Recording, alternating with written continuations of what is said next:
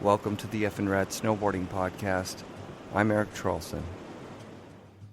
Wow, this is a great way to climb mountains and come down, For our reception, our Vulcan buddies brought acid. I was dropping in and snaking people and causing shit. I remember calling on the radio, and I'm like, Brushy, where are you? Greg would do the tricks. He was kind of like the Tony Hawk of snowboarding. I mean, people just really gravitated to the backcountry. I liked Greg, but he didn't really care for me too much, because I was a little shithead.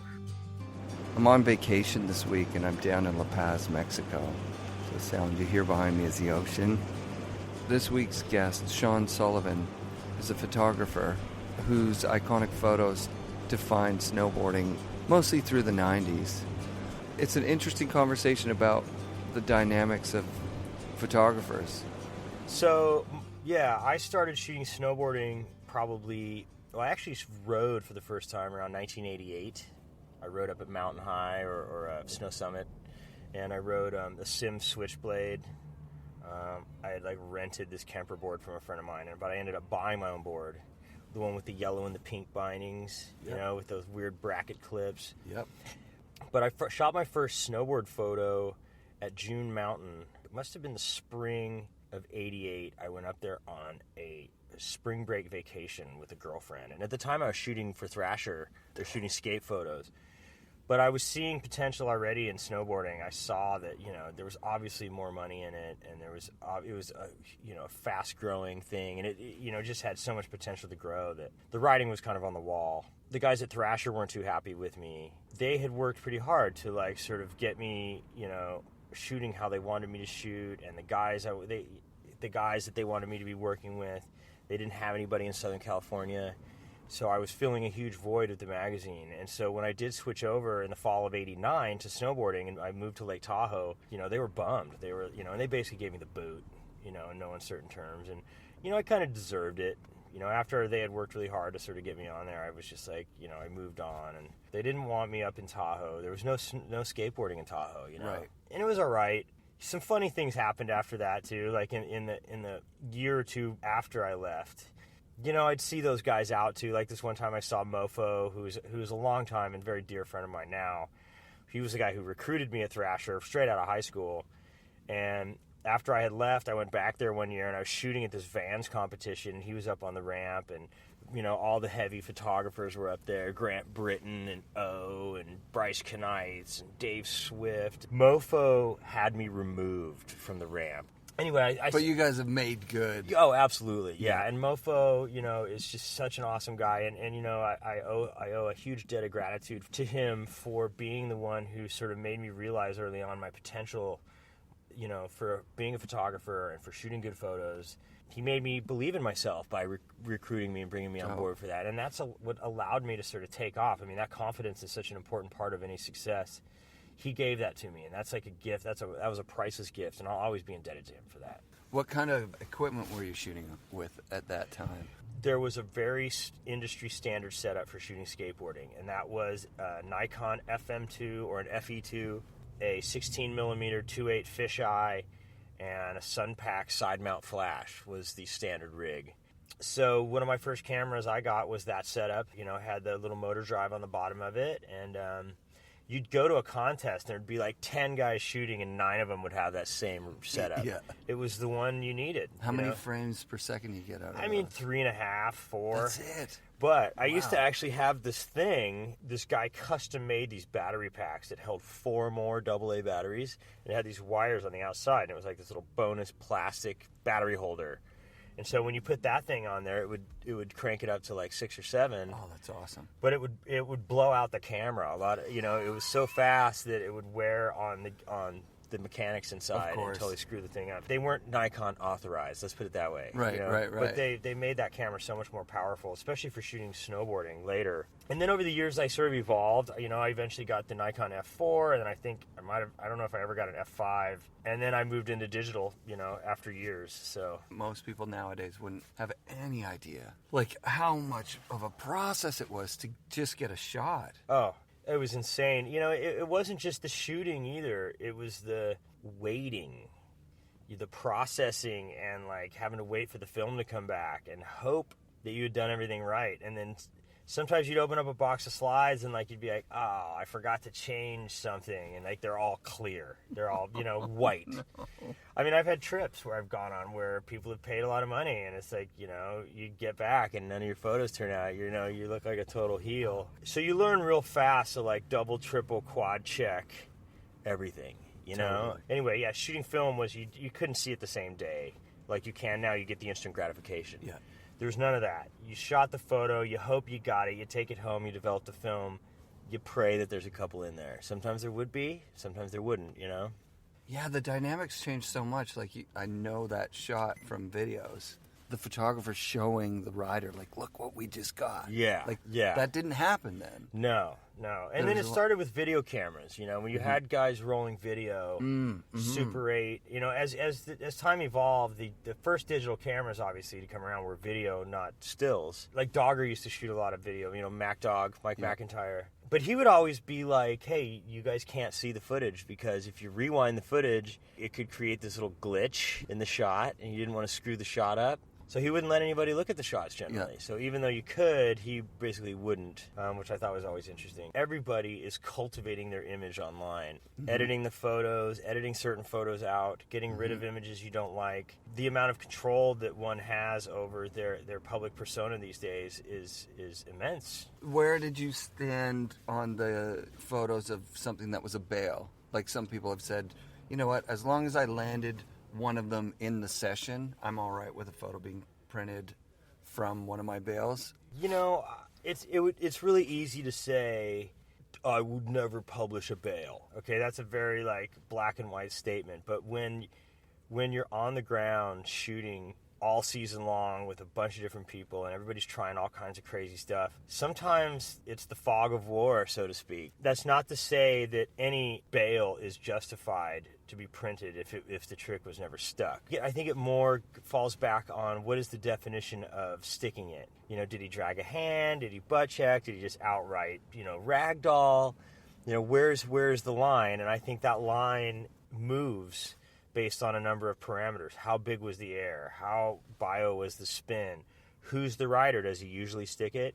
There's guys out there who just never stuck it. They would just huck themselves off stuff and just land on their head, Those guys, no, you're not going to run their photo no matter how sick it looks in the air. They're just bailing every time. I can't say that every photo I've ever had published was a perfect stick, but I can say this, that over the course of my photography career, 30 years, I've worked tirelessly to make sure that the images that do get in represent a evolution in the sport that includes the trick being made. People like Rob Gracie and Jimmy Scott were early pioneers in this, like, hey, let's do this mutually beneficial, symbiotic relationship. I'll take photos of you, you do your tricks. Yeah. I'll make you famous, you help me make money. Yeah. Who were your guys? I had my staple guys that I shot with a lot, but a lot of that had to do with the movie companies that I was working with more and the riders that they shot with.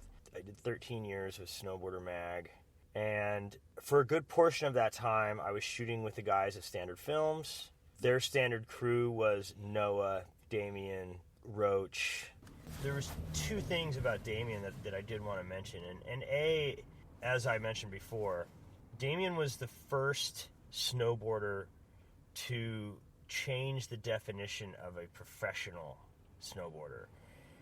He took it away from having to compete in these events that just were, some of them were just so ridiculous. You had to race, you had to ride the pipe, you had to do the moguls. Damien was the one who took the idea of a professional snowboarder out of the competitive realm and turned it into, he created the film pro, a professional snowboarder that could make a great living actually, traveling the world, filming, and then putting out movies. You see guys like Travis Rice, you see guys, all these dudes who are making these movies these days, even in this really tough environment when most of the people are still getting their content offline, there are a few guys that are out there still making movies, and those guys, the effort that they're making is a direct result of what Damien was the first to do, and that was to totally shift the paradigm away from competition and make it about media, make it about impressions, about coverage, and turning that into dollars rather than competition results and you're just sort of another number. And I think that was a fundamental shift in how business was done in snowboarding, that bell still rings loudly today. You know, he's larger than life, and when you see him, you think he's going to be this pompous ass, and he's such a down-to-earth, chill dude who, yeah, he knows he's good. I mean, you can always compare yourself to what other people are doing, but he'll be the last one to tell you that. And he's always been like that. He's always been, you know, friendly to everybody. You know, people that come up to him anywhere. I've never seen him turn somebody away for an autograph or a handshake or anything like that. He'll drop what he's doing for his fans. And, you know, there's a lot of people who could learn a lot of valuable lessons from people like that because you don't see as much of that anymore. Later on in my career, I started working more with the ride crew and some other teams and stuff like that. I started to get away from the filming thing all the time. And a lot of that had to do with people were moving deeper into the backcountry using snowmobiles, and I always opted out of owning a snowmobile. But a snowmobile became a big deal, and if you didn't have one, you weren't going to be able to follow the crew out there. And so I was forced to evolve in a different direction because I didn't have a snowmobile and I had no desire to get one. There might have been one moment where I sort of toyed with the idea. I was, oh, do I really have to do this? Not that I don't love snowmobiles. To all you snowmobilers out there, you guys are crazy. I love what you do, but I can tell you this. I hate getting that thing stuck. Pulling it out of the snow, the thing weighs 1,000,000 pounds. It's a valuable tool for the backcountry. There's no doubt about it, but it just wasn't my cup of tea. But anyway, I started moving on away from filming with the filmers. You know, I think the involvement of the filmers in relation to photography is an important thing that needs to be kind of discussed. I started shooting with like Dale Rayberg, Rankwit, Pat A. These ride guys became sort of my steady crew. And then towards the end of when I was shooting, I got to the point where I had this really solid crew of guys that I like to shoot with. Pat Bridges will be the first one to attest to this. But I got to the point where I just didn't want to shoot with anybody else. I was like, I want to take Ian, Pat, and Schlosser. That's who's going with me. You know, they got sick of seeing photos of those three guys all season long, and I think that had a lot to do with why me and the magazine eventually parted ways, among other things, was because I was being difficult to deal with when it came to trying to shoot with these other crews. I felt the magazine was kind of heading in this weird direction too, and I wanted these guys to be focused on because they were ripping powder and doing steeps, and they were all about the mountains. You know, they weren't building jumps and sliding dumpy rails and doing all the stuff that I think is stupid. And so yeah, eventually my crew consisted of a few core guys, and I really liked shooting with them. And then, you know, I just sort of lost interest after a while, and I ended up going back to school and stuff like that. So. Yeah. What are the main jobs that snowboard photographers had at the time? There were guys who would have to cover events. Yes. That'd be sent out all over the place just covering events. There'd be guys that were just freelance who would send in photos of whoever they were around. Yeah.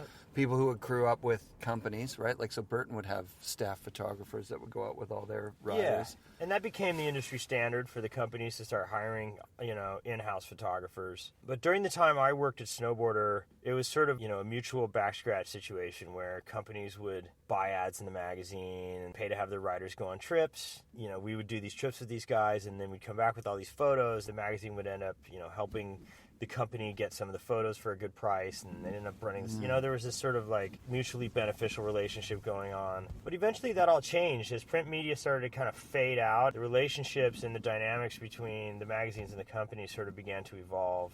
And yeah, so regarding the filmers, you know, when I first started shooting snowboarding in magazines, the magazine photographers were the guys who were out there putting the trips together, doing these big stories. But once these movies started coming about, TB2 was sort of the beginning of this. Even though there was a few movies before that, eventually when standard film started really doing their thing, they really caused the game to change. And this isn't a critique on Mike or the standard guys. It's just the nature of the business. When we were out shooting, the photographer was the one setting up the shots. You know, I liked to get up close and personal with a big cliff. I like to be underneath guys. I like to be in tight with the wide angle.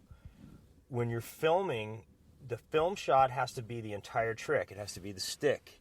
Yeah, and a lot of times it's shot from farther back. You're not doing a lot of stuff on the wide angles. You know, different photographers or different filmmakers have different ideals for what they want, and a lot of them didn't like to have a filmer in the back of the shot. MacDog was always an exception to that. He didn't really mind. In fact, he liked having a photographer in the shot because he felt it added sort of a realistic legitimacy to the whole thing. But guys like Mike and Jerry and these sort of like 16 millimeter film guys, they all felt that it was about catching the pristine moment as if there wasn't a filmer there.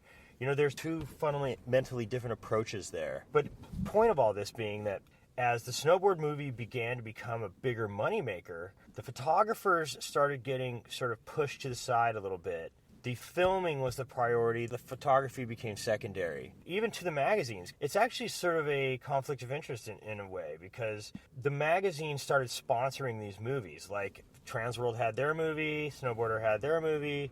You know, they might even have two movies. And all the big film companies had a sponsor for their film. So it started becoming about the filmer having priority over the photographer. So rather than me being able to be up underneath the cliff, I started having to back out and shoot over the filmer or next to the filmer from like the barbecue angle on the next ridge over. It wasn't him having to adapt to me. It became me having to adapt to him. You know, and I've been reflecting on this recently. That became a fundamental change that altered the way in which the photographers collected their content for the magazine. And in turn, it changed very fundamentally the way that the consumers were viewing the imagery and seeing what was happening on the mountain. Yes, you're still going to have your days where you're out there without a filmer and you're able to get under the cliff, but generally speaking, the very best shots are coming from the guys that are out there rolling film and rolling video.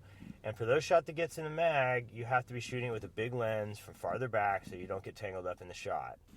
Another point to mention in that regard, too, is that these filmers, because they did become kind of like the top dogs, they started to be able to lay down the law, so to speak, in regards to the behavior of the photographers. Like, if you didn't play along, you weren't going to be invited to come out. That was a tough pill to swallow for a lot of photographers, including myself, being told that I couldn't go up close, I couldn't get the shot I wanted. That was tough. And then I think that shift in how the images were shot translated directly into a shift in how the magazine looked. Like when you open up the magazine, you're starting to see less of these high impact, up close, beautiful images, and you're seeing more of these far off lines. As that started to evolve, I think the magazines, and I say it's a conflict of interest, but the magazines in some ways sort of ate their young on this. They would acquiesce to these filmers. Like if we would complain to the magazine, they'd say, well, the filming is important, and, you know, we're sponsoring this movie, and we also don't want you to piss these guys off because we want you to be able to go on these shoots. And for us, it's like, if you piss this guy off and you don't get to go on the shoot, then they're going to invite somebody else. Maybe not from another magazine, but they're going to invite one of your peers, one of your fellow senior guys, and they're going to go to Chamonix, and you're going to be stuck at Mountain High. If you stop allowing your photographers to get a broad range of shots, then your magazine starts looking like the inside of a movie, and why wouldn't you just watch the movie? For sure.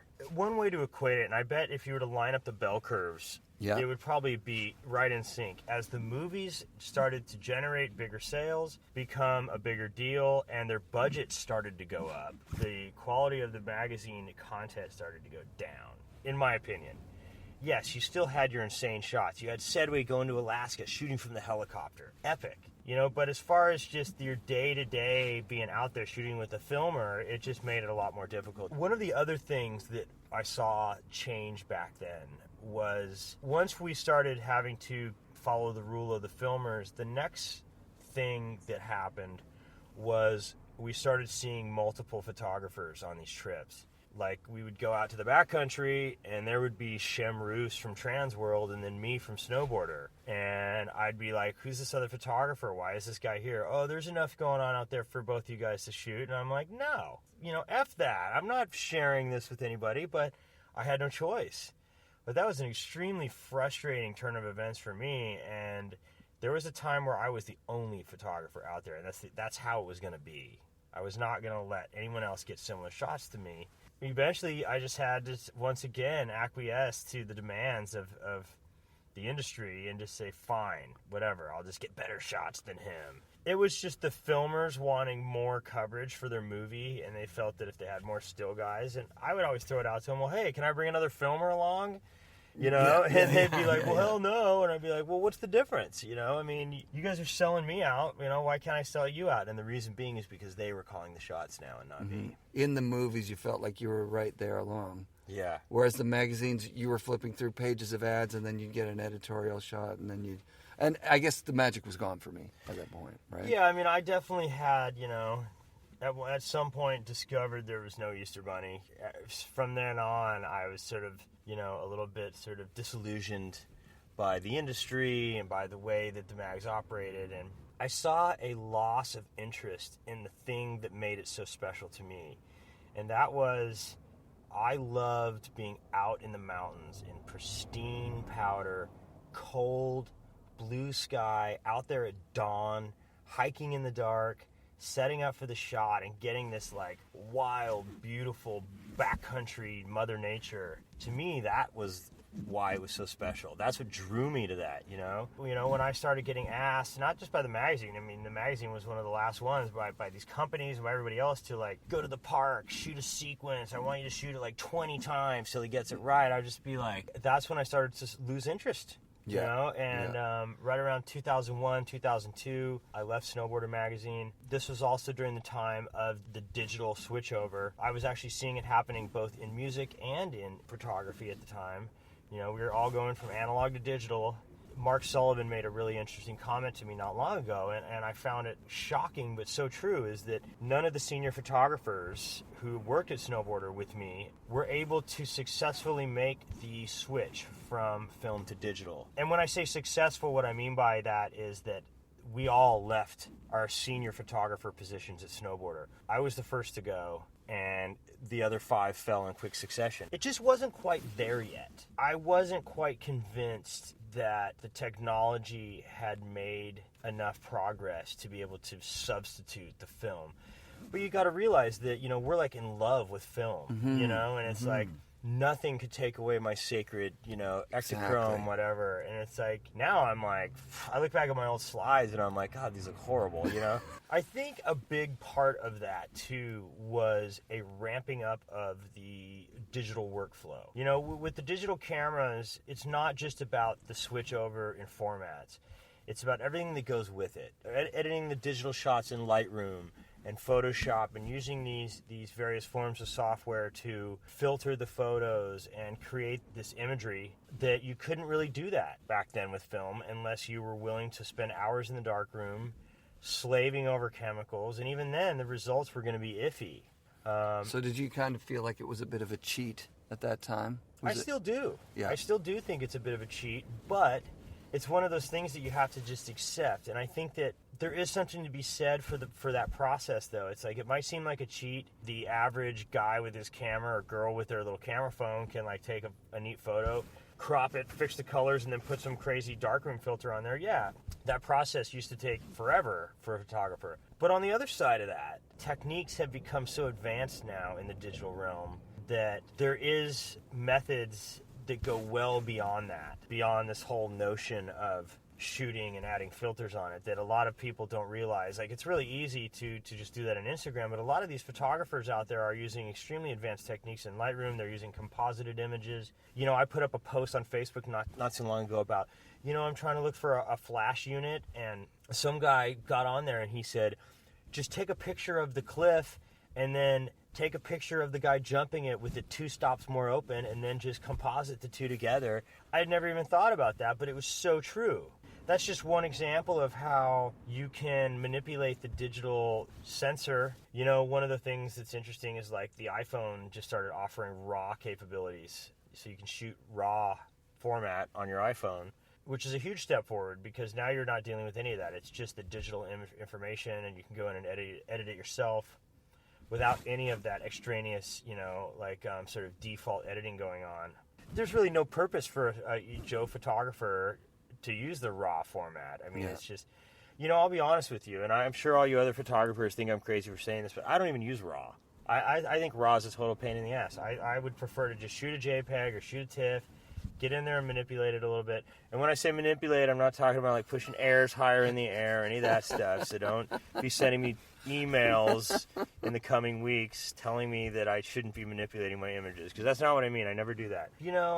I took a sort of a hiatus for a while, and I was producing music, and I went to college for audio engineering at the University of Washington.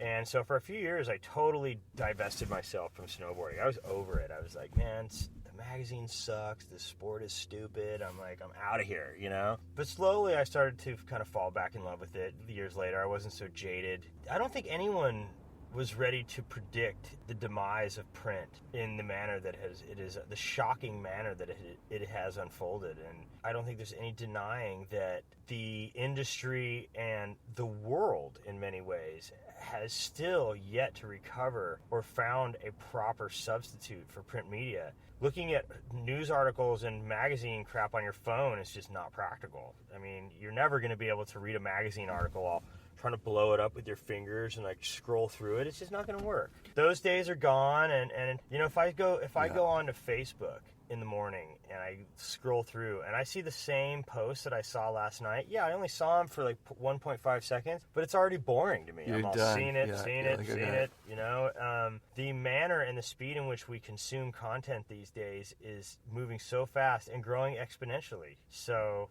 I don't think there's any stopping it. So what do you do these days for snowboarding? Is there, like, will you go to, like, the retro worlds? Yeah, I went to the Sims thing. I'll do a couple trips each year. LBS, you go up to the bank slalom? Yeah, I'll probably go to that. I went last year. It was good. Yeah, it's a good time. It's Baker is not the same place that it once was, you know, obviously, but you know, when the powder's good there's nowhere better in the world. You know, really. I mean, it's that sick of a mountain, but I think the bank slalom is always a good time. You get Terrier and the Hetzels of the world and the Jamie Lyns and the Iguchis and everybody else showing up. And there are a few events left in the world where you actually get that kind of solid crew there. So I definitely think it's a worthy yearly pilgrimage that every snowboarder should make at least once.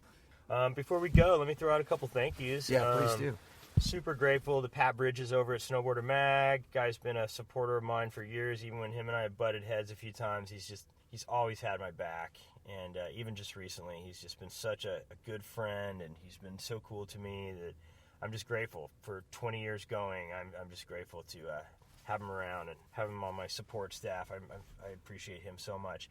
Mark Sullivan and I have bumped heads so many times about the stupidest things, but he's always, you know, real and raw and telling the truth, and I just have the utmost respect for him, even if, you know, he might not think that because of some of the arguments we've gotten into. You know, he's a really special character, and I believe he deserves a lot of the credit for the success of snowboarding, you know, in the 90s and the early 2000s. So, Mark Sullivan, wherever you are, big shout out to you. Doug Palladini was my publisher at Snowboarder. He's the one who recruited me over from Thrasher, you know, back in like 1989 or 1990 or whenever it was. And, you know, he saw the potential in me, and he gave me a shot. And even though I made some stupid-ass mistakes back then, he always forgave me and gave me another shot. And him and Rob Campbell and some of the other guys down there at Snowboarder Mag, they've always been so cool to me. And I'm just so grateful that they gave me this opportunity. I wouldn't be here where I was today without them. And so, to you guys, I say thank you very much. Dope, dude. Much love to you all. What's your website? Yeah, you can find my work at sullyphotos.com. That's SULLI, and then the word photos.com. I also just released a book of skate photography, which you can check out online by going to Barge at Will. That's the name of the book, Barge at Will.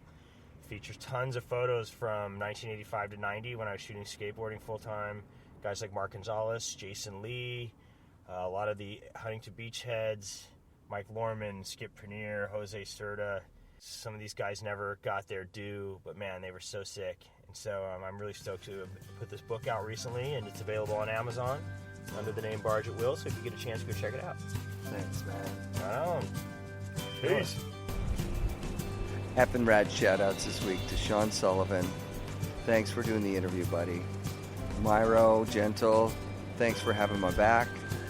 And La Paz, Mexico, thank you. The food down here is off the chain.